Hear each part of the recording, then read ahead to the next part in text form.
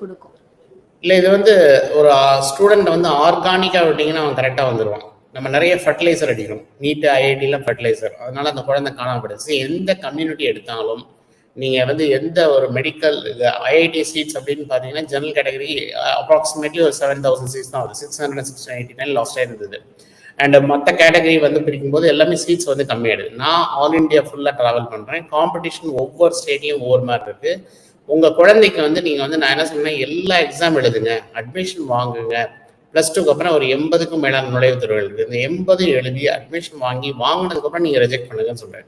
நம்ம என்ன பண்ணுறோம்னா முதல்ல எல்லாத்தையும் ரிஜெக்ட் பண்ணிவிட்டு ஐஐடியை மட்டும் ஃபோக்கஸ் பண்ணுறதுனால கிடைக்கலன்னு சொன்னால் அந்த குழந்தைங்க 17 வயசுல நான் ஆசைப்பட்டேன் எனக்கு கிடைக்கலன்னு ஒரு நெகட்டிவிட்டியோட உள்ள வரக்கூடாது கல்வியில்.